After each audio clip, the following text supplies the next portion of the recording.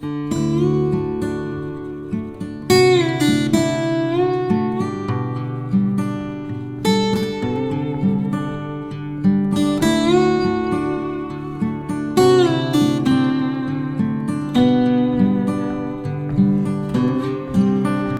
Earnhardt's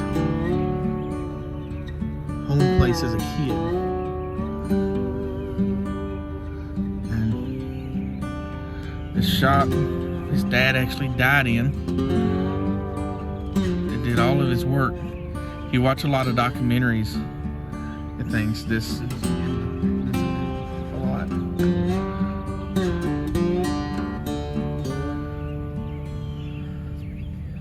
He grew up in that house.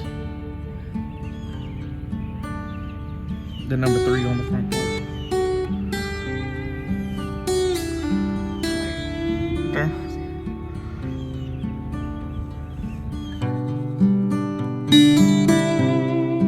So today's adventure takes us up to Welcome. It's a little bitty town north of Charlotte, about an hour away. On the way, we stopped in Kannapolis and saw Dale Earnhardt Sr.'s house where he grew up. And did not know this until we got back, but that house actually, Martha Earnhardt, the mother of Dale Earnhardt, actually still lived in that house until she died back in December, actually on Christmas Day 2021. So very recent, less than a year ago. But where we're at now is the Richard Childress Racing Complex. And we actually go in the shop here later, but you can see all the engine shops and everything. This whole place is like a town for all the race shops, but the museum is like a shrine, and it is amazing. I hope you enjoy it.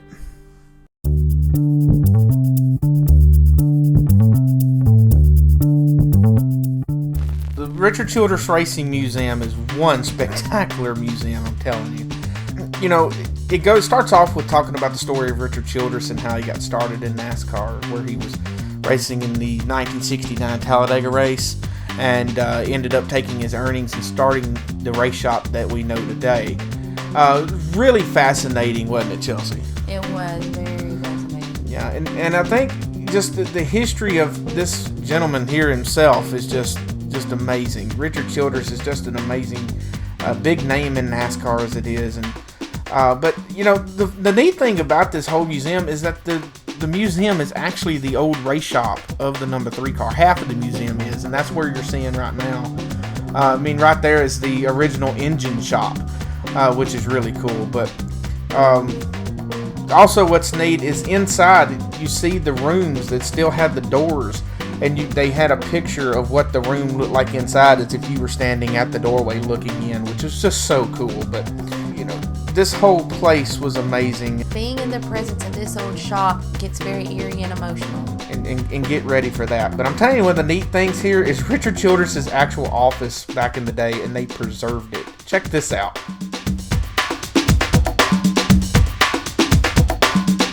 So this is the office Of Richard Childress. that Dale Earnhardt was signed a contract. Kevin Harvick was signed after Dale Sr. died. And then Kevin Harvick sat in that chair right there with Richard Childress and signed a contract to replace the sponsored car and continue with the team. Yep. With Dale Earnhardt's team. Yep.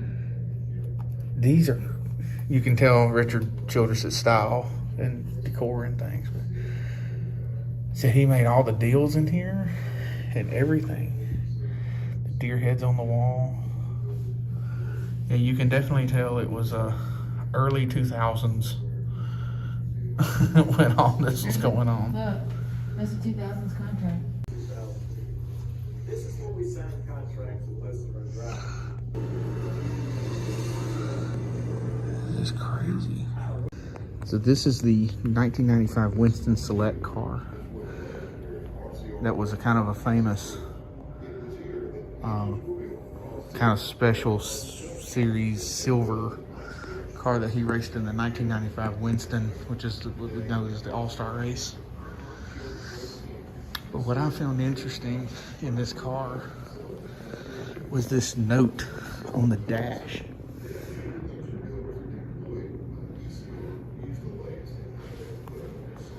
Wow. Jesus is all you love.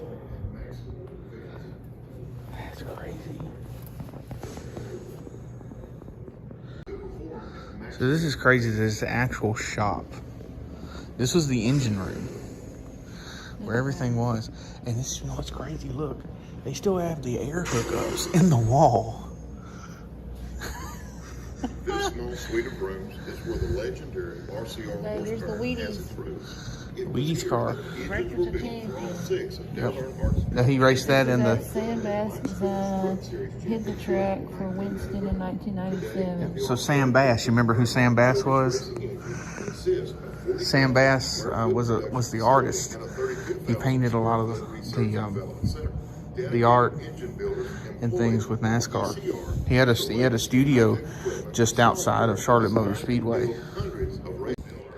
So in 1996 and 97, NASCAR did an exhibition race in Japan at the Suzuka, sorry. And Dale Earnhardt took this car and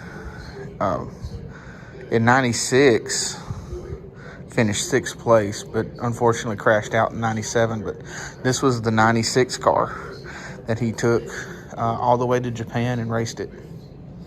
It's kind of cool.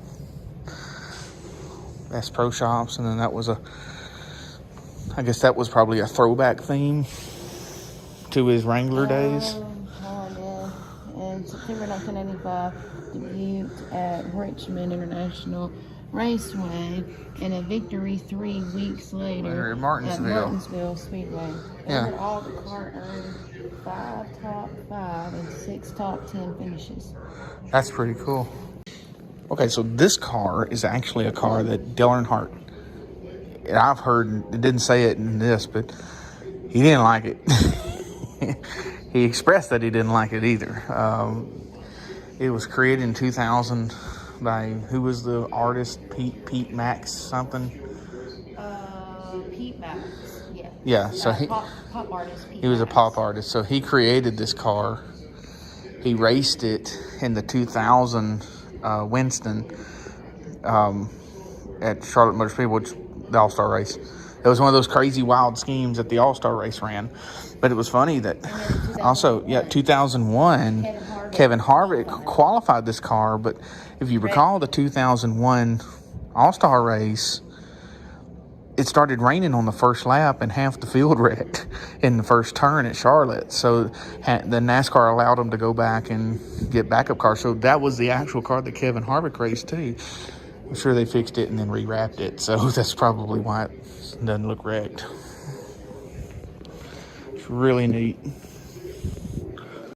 So this is the actual Daytona 500 winning car from his 1998 victory. His only Daytona 500. Richard Childress's actual Governor's Cup for the car winning award.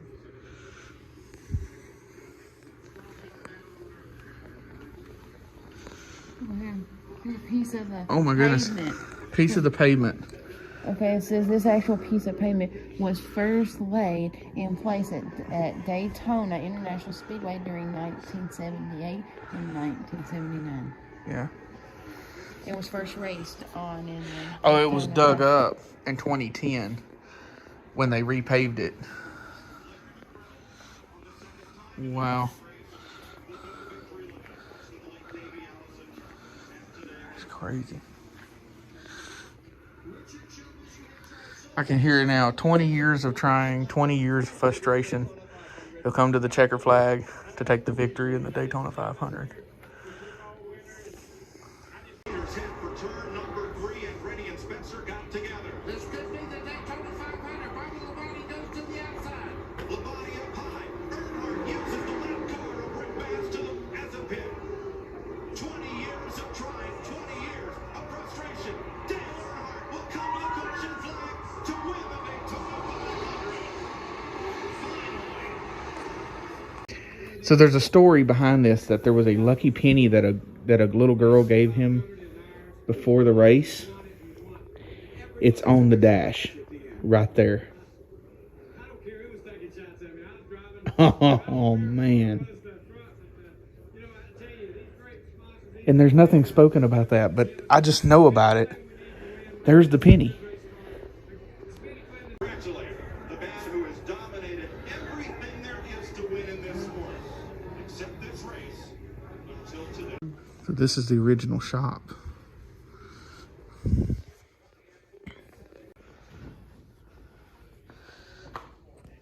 Air hose from the ceiling.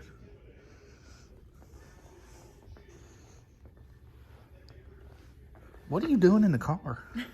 You're not supposed to be in that car. I'm allowed to sit in the car. Well, this one has a door, so you can get out. Now that is a feat of engineering right there. It's the wash bay. Hey, there he is working. No, I'm just kidding. It's the transporter bay. So this is the last place they parked the hauler. Right here. Let's go in. They even got the snacks.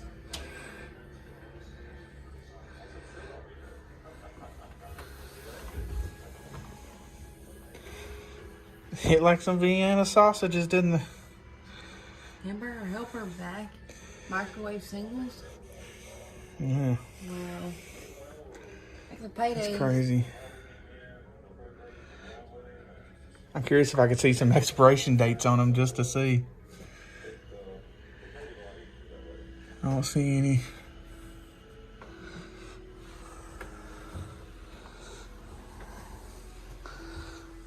Radios.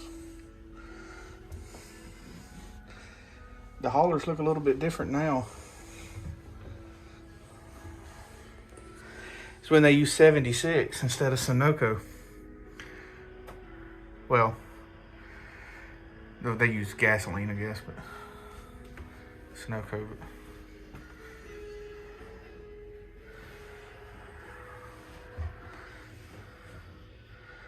Having a scoring monitor.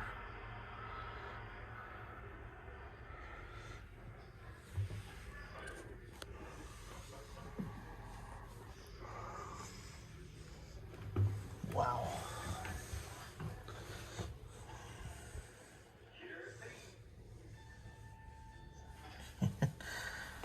Definitely tell that's from 2001.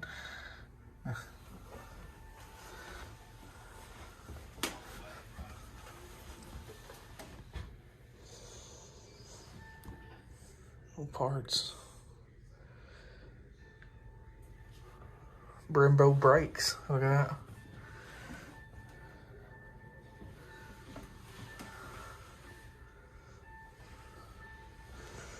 Little shock springs.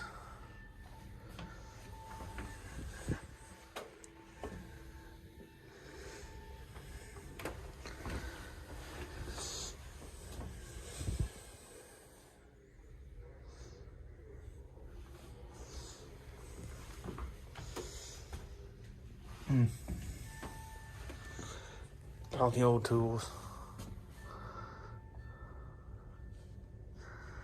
This one even still says RCR on it.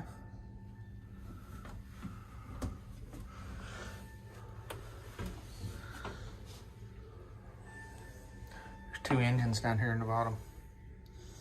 The backup engines. Oh, there's another one over here. They carry 3 engines with them. Oh my goodness, look at this. There's a car up there. Turn around, I bet there's another one. Oh yeah. Oh yeah. Oh man. Can you see up in there? That was the lounge.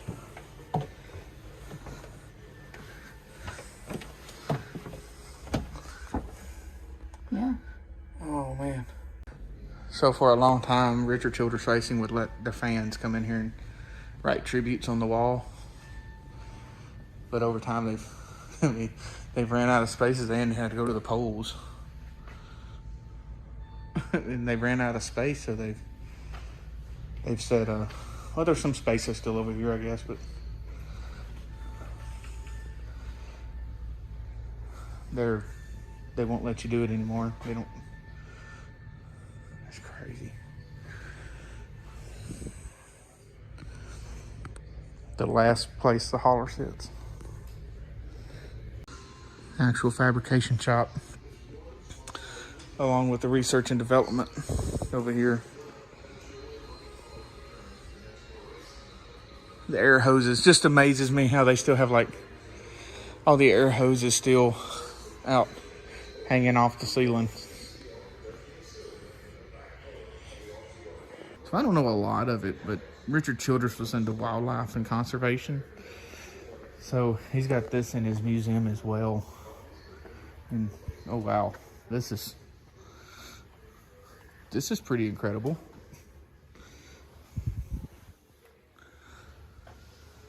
Our mission is to educate, entertain, and inform you of the heritage of hunting and fishing and the need to conserve our natural resources. This 2002 photo of Richard's moose. He was moose hunting with his grandson Austin, which is now in the number 3 car. So this is really neat. This was supposed to be Dale Earnhardt's car that he was supposed to race in the 2001 Atlanta race in March. Now Kevin Harvick started his 3rd start. Richard Childress called Kevin Harvick, "You upcoming driver," to race the car. They painted the car white, reversed from black. They used the same crew and everything. On his 3rd start, he pulled the victory off. And he ended up winning the race. It was kind of a magical moment within the sport. These are the 2003 Brickyard 400 burnout tires. And he won that race in that car. And there's the trophy with the brick. 2007 Daytona 500 winning car. He come to the checker flag. About a fender away from winning was Mark Martin in the 01 U.S. Army car in that photo. One of the greatest finishes in Daytona 500 history. Right there. Check stubs. Done the Budweiser 400 at Riverside International in 1983. Won $1,000. And then that was Here's to the Ricky entry. Rudd. Entry blank. Entry blank.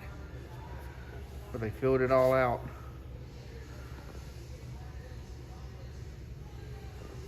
That was the car. Coke 600 winning car.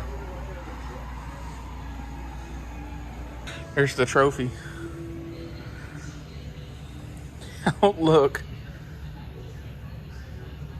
Coca-Cola 600 champion has the actual Coke he was drinking. Mm-hmm. You could tell it's flat. It's the 2018 Daytona 500 winning car. It was the Harley J. Earl trophy. Right there. And they even have the burnout tire right there.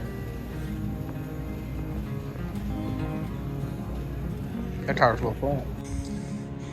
This is Austin Dillon's 2013 championship in the Xfinity or Nationwide Series at the time. Look at the flag that he had at Homestead. And it ripped it all to pieces. And the rubber that is on that flag. Wow. So this museum was really awesome. You know, looking at this car, the truck here that Austin Dillon won Eldora in still had the dirt from the racetrack on the dash along with the inspection list. That's amazing to me. But I'm telling you, everything in this museum was so authentic. And it was an emotional when we went through the Dale Earnhardt side, and I'm so glad we took the time to go up north and do this. Next, we go over to the actual race shop, and this is where it gets neat.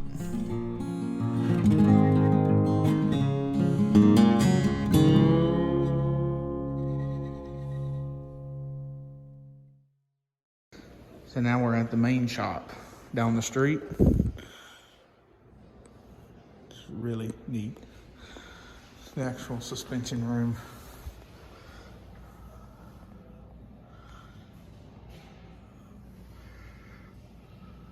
So this is the hauler bay at the main shop. You come upstairs and they have this cool little fan walk. So this is where they leave to the races and they come back to from the races.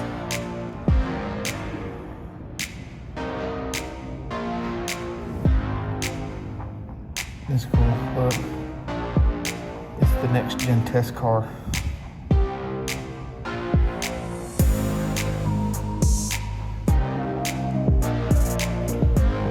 He is wrapping Austin Dillon's car for this weekend right there.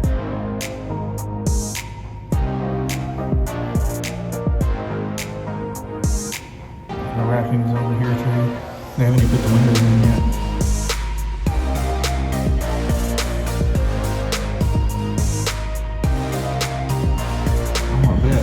Probably Tyler Reddick's over there. That's the graphics station. There's all the graphics on the card. He's going to clean something. He made him a mess.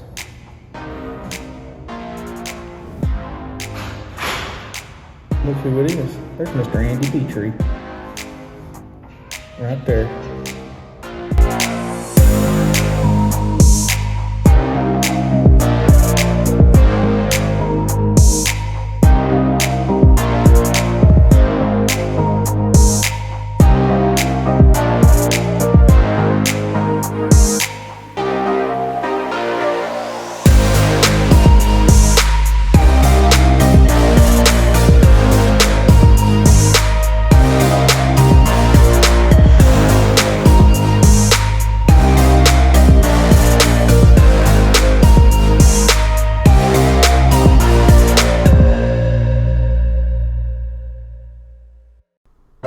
So on our way back to Charlotte, we stopped in Salisbury to eat some lunch.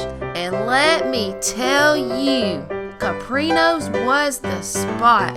We randomly ran into this amazing New York style pizza place and it was so good. And these cheese sticks were the bomb. And if that wasn't enough, this pizza was delicious. Look at all that cheesy goodness. Can we just stop? We got race shops to see.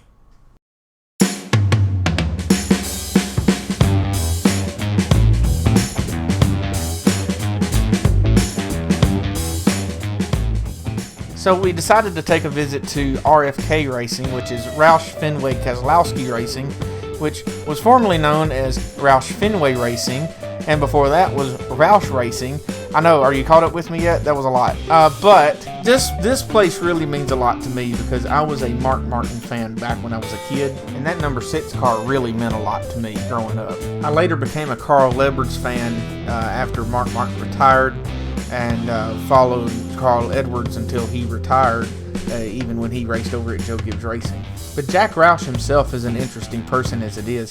He was involved in a plane crash in 2002 in Troy, Alabama, and in his museum he has the wings of the plane and plus the seat he was sitting in that crash.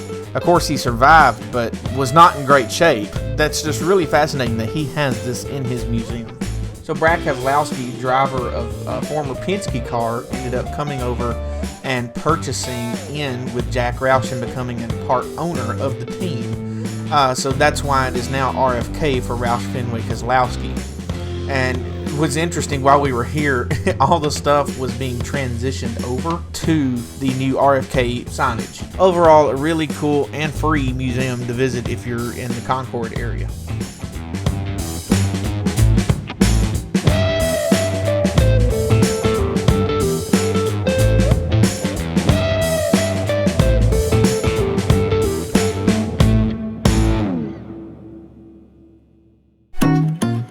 After running into a rainstorm, we went over to Joe Gibbs Racing. We went in and we were greeted by an amazing lady named Melissa. Yeah, Melissa was the receptionist at Joe Gibbs Racing, and I think a lot of it, they were so glad to see us. It was just after they reopened up from COVID. They were so glad to see people again. It was so cool that they had Denny Hamlin's Daytona 500 car on display with the confetti still on it. And over behind the Daytona 500 winning car was an overlook that overlooked the Joe Gibbs Racing press room, where they make a lot of the team announcements. So a little bit further back into the complex was an overlook looking into the shop. Yeah, and in the area where the overlook was, they had trophy cases and other things that the team had won since Joe Gibbs Racing formed in 1991. And if you didn't know, Joe Gibbs is actually the only person that is in the NASCAR Hall of Fame and National Football Hall of Fame, because he was the head coach and Super Bowl champion coach of the Washington Redskins. We really enjoyed our experience over at Joe Gibbs Racing. Yeah, even if it was raining.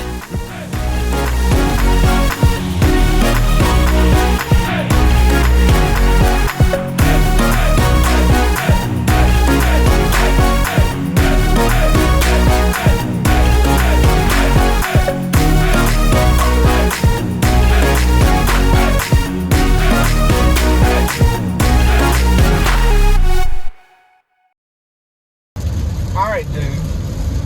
Okay, dude. I don't like this. What lovely weather we're having in Huntersville, North Carolina. I can't see the lines in the road. There's too much water everywhere.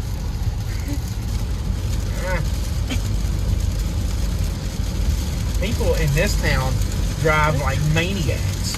I'm not kidding. But am I going to right? Yeah. Well, why is this thing turning to the right? Oh. Are you having fun yet? Not at the moment. No, I'm not. Quite honestly. I just want to get back to the hotel and get out of this mess. And stay off the interstate. The interstate is concrete, so the water doesn't absorb into it. So it's just nothing but a cloud of water. Nothing is. I don't like it. This is the weather tonight in North Carolina. Don't like it at all. You can't see anything. Like I don't think the camera does it justice. This dude flying by me. And he's gonna turn it. Look at this idiot. Gonna merge right in front of me.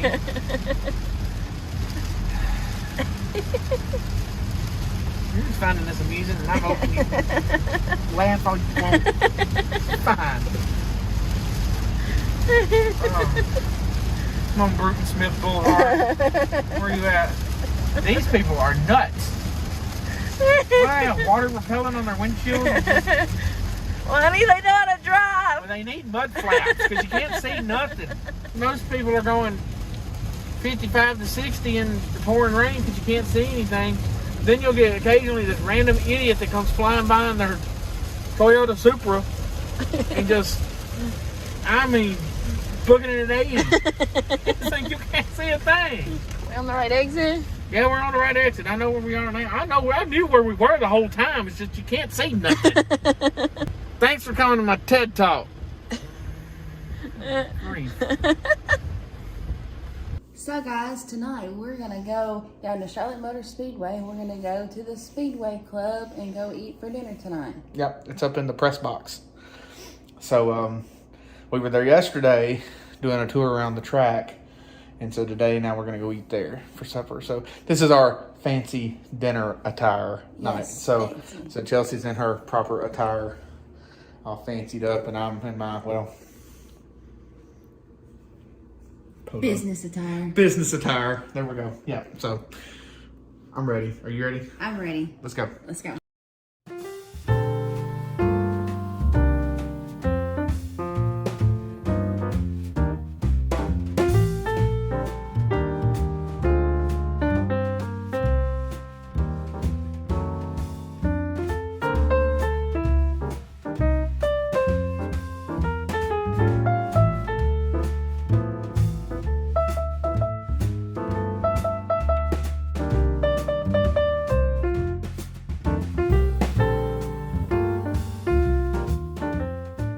So to get into the Speedway Club, you had to go underneath the Smith Tower, Charlotte Motor Speedway, which is just right there in the front entrance. But when you pulled in, there was a valet section up underneath, which was nice because it was raining still when we got there. And you got in, they had Bruton Smith's Hall of Fame pylon over to the side inside the lobby. So we take the elevator up to the 6th floor where it drops us off right at the entrance of the restaurant where they are expecting us for a reservation. So I think my favorite part of this meal was probably the crab dip. Oh man, it was so good. And for our main course, we both got filet that really did not disappoint. And then they came around for a dessert. And boy, we had to choose that New York style cheesecake. And they said, well, how do you want it? We said, we'll take some chocolate drizzle on it. So overall, the dining experience was so good. Yeah, it really was. And I'll tell you, the experience of being right over top of the track was just an amazing thing. I'd always wanted to come do this at the Speedway Club because I've always known it was here. But actually getting to do it was a real treat. The dining experience is very slow paced, where we were there about an hour and a half just enjoying our time. Yeah, this is definitely not a place that you're going to want to just go in and eat and then leave. You really want to sit back and enjoy your experience. So as we were leaving, we took a little bit of time and went around the other side of the Speedway Club, which goes back further into the Smith Tower. And they had a bunch of pictures up on the wall of the Smith family, in particular Bruton Smith, which was the founder of the racetrack. And unfortunately, Bruton Smith actually passed away almost 2 months after we were here. He had been down in his health for a good while, and just to see this man's legacy on the walls through this place, and to see what he had built and this beautiful creation that he had created here at the Speedway is something else to see.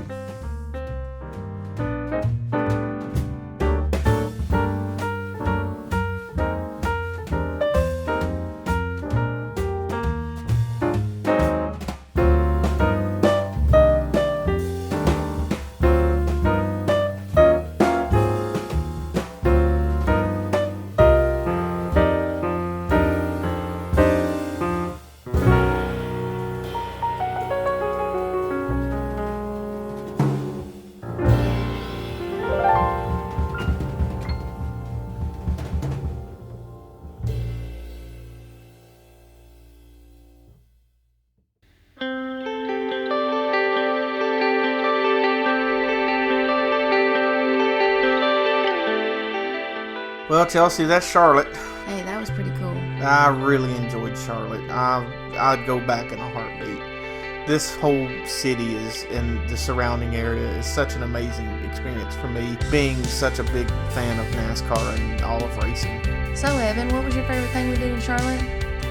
Oh, by far, Charlotte Motor Speedway was the best thing we did. That was out of this world. Yeah, for $30 for a car to go around the Speedway and get the full inside access tour, you couldn't beat that. But probably a close second, which actually is not in Charlotte, up to welcome and seeing the Richard Childress Racing Museum was probably a close second. Well, that was cool too, but you know, I gotta love going to Team Penske. Yeah, the whole town of Mooresville was a cool experience, being in Race City, USA. But you know, we can't forget about all the other race shops we went to, which I'm going to include here because we didn't really show any other footage that we had of those shops. But you know, can't forget about the NASCAR Hall of Fame and all the amazing food we ate, especially from Lancaster's barbecue to the R&R barbecue. We had a lot of barbecue. And of course the Speedway Club here at the end was such an amazing experience. But our trip's not over, is it? No, it's not. We're going down to where? The beach. Yeah, Myrtle Beach. So we're going down to Myrtle Beach tomorrow. And we're not totally done with NASCAR. We're going to go the back way and see a lot of old towns going down through South Carolina. And we're going to stop at Darlington Raceway, which is NASCAR's oldest track that they race on currently. And we got a few little treats that we're going to go get into down there. And it's going to be real fun. We'll see you in the morning for a travel day.